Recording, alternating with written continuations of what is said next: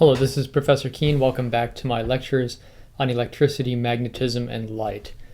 Today we're going to look at how Michael Faraday was led to the concept of the magnetic field by studying the iron filings around a bar magnet. This is recorded in Maxwell's lecture on action at a distance, which is included in a student's guide to the grade physics text, volume 3. We begin reading on page 387.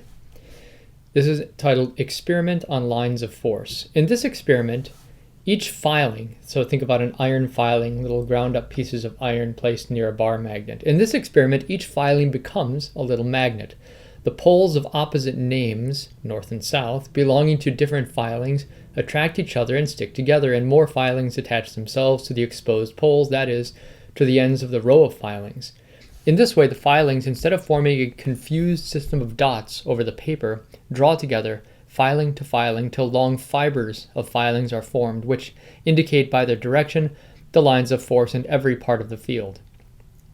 The mathematicians saw in this experiment nothing but a method of exhibiting at one view the direction in different places of the resultant of two forces, one directed to each pole of the magnet, a somewhat complicated result of the simple law of force. So he's referring to the push and pull forces that Ampere had conceived of as acting at a distance between magnets. But Faraday, by a series of steps as remarkable for their geometrical definiteness as for their speculative ingenuity, imparted to his conception of these lines of force a clearness and precision far in advance of that with which the mathematicians could then invest in their own formulae. In the first place, Faraday's lines of force are not to be considered merely as individuals, but as forming a system, drawn in space in a definite manner, so that the number of lines which pass through an area, say 1 square inch, indicates the intensity of the force acting through the area. Thus, the lines of force become definite in number. The strength of a magnetic pole is measured by the number of lines which proceed from it. The electrotonic state of a circuit is measured by the number of lines which pass through it. So the way that Faraday is thinking about this is if you have a bar magnet, let's say like this, one can draw these lines of force. And as we mentioned earlier in the class, these lines of force form closed loops. I'll continue them inside of the magnet like this. Try to draw this fairly symmetrically.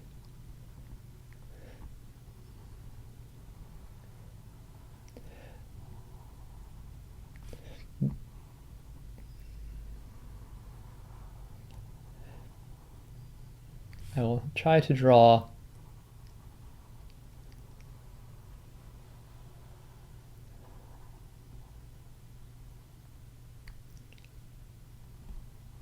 them without crossing. It's a little bit tricky.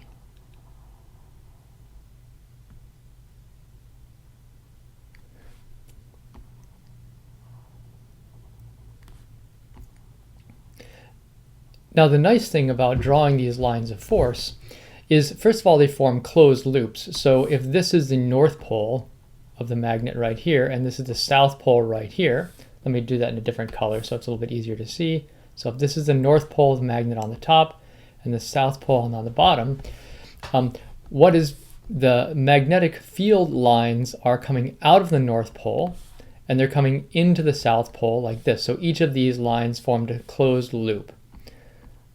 I'm not going to draw all of the arrows, but what Maxwell mentions here is that if you consider a particular region, like let's say 1 square inch, and draw a square inch loop right there, the strength of the magnetic field is related to the number of lines of force that are penetrating this loop.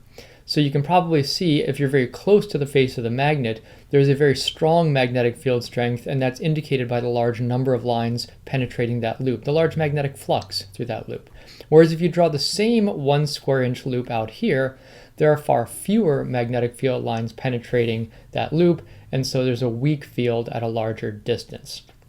So drawing these lines of force gives you a graphical, if not mathematical, then at the very least graphical way of understanding the intensity of the magnetic field. And that's one of the virtues of this approach that Faraday developed.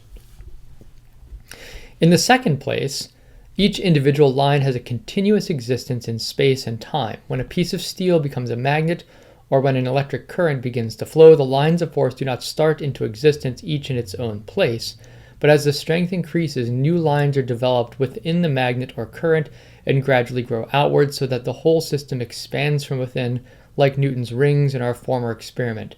Thus, every line of force preserves its identity during the whole course of its existence, though its shape and size may be altered to any extent. So what he's referring to here is that these lines don't have a beginning in space and an end in space. They're all closed lines of force. But as let's suppose you were to take an electrical current and pass it through a wire. So let's suppose we have a loop of wires like this. I'll draw a helical coil. And when there is no electric current flowing through it, there is no magnetic field that's created. But if then you turn on an electrical current flowing through this loop in this direction, then what happens is you get these lines of magnetic force that are formed, but when they form, they are immediately in closed loops. And as you increase the current, you're increasing the intensity of the magnetic field, and hence that can be graphically represented by increasing the number of lines of magnetic force, or the magnetic field lines that you are drawing. I have no time to describe the method by which every question relating to the forces acting on magnets or on currents, or to the individual currents in conducting circuits may be solved by the consideration of Faraday's lines of force. In this place, they can never be forgotten. By means of this new symbolism, Faraday defined with mathematical precision the whole theory of electromagnetism in language free from mathematical technicalities and applicable to the most complicated as well as the simplest cases. But Faraday did not stop there. He went on from the conception of geometrical lines of force to that of physical lines of force. He observed that the motion which the magnet or electric force tends to produce is invariably such as to shorten the lines of force and to allow them to spread out laterally from each other. He thus perceived in the medium a state of stress consisting of a tension, like that of a rope, in the direction of the lines of force, combined with a pressure in all directions at right angles to them. So this is an important step, is that these are not regarded by Faraday as merely mathematical conveniences or geometrical depictions. He's claiming that these actually exist, and these magnetic fields actually are exerting forces on other magnets. So this is different than the perspective of Ampere. Ampere's one of his main ideas was that unlike things cannot interact, to put it roughly. So magnetic fields can't act on currents. Rather, currents act directly on other currents. So you need to have two things of the same type or same character in order to interact. Faraday is saying, no, what's happening here is one magnet is producing a magnetic field, and that magnetic field in turn is acting on another magnet. This is quite a new conception of action at a distance, reducing it to a phenomenon of the same kind as that action at a distance which is extended by means of the tension of ropes and the pressure of rods. When the muscles of our bodies are excited by the stimulus which we are able to some unknown way to apply to them, the fibers tend to shorten themselves and at the same time to expand laterally.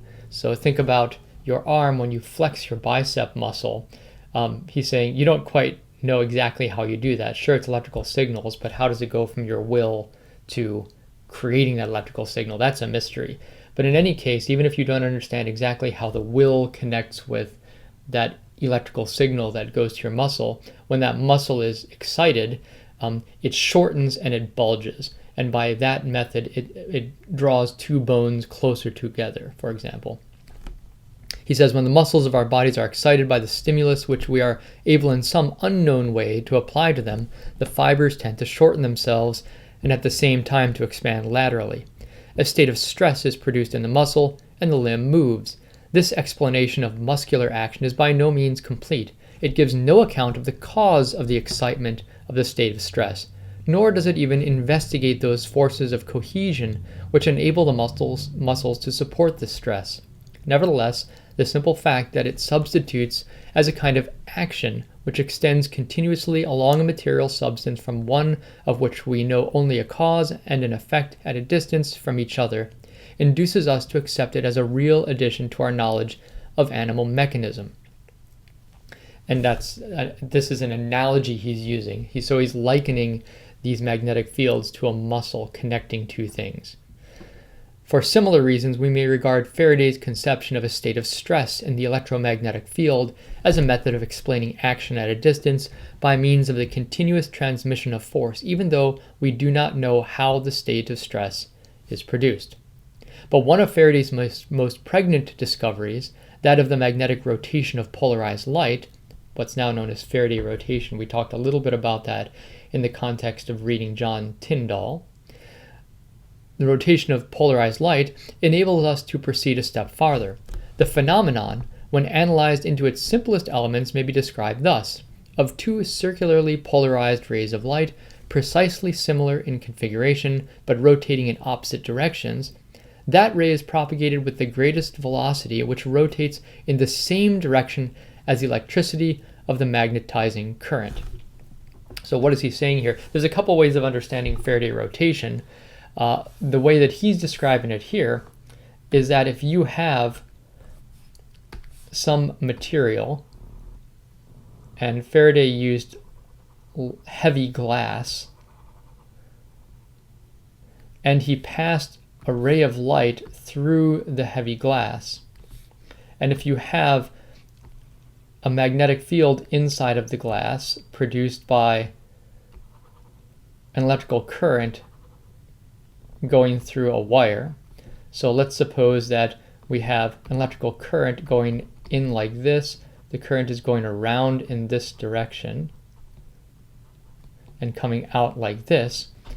If you have a ray of light going through, the way we talked about it is that the ray of light, if it's initially linearly polarized, the ray of light will begin to rotate its plane of polarization as it's going through. That's one way of understanding Faraday rotation.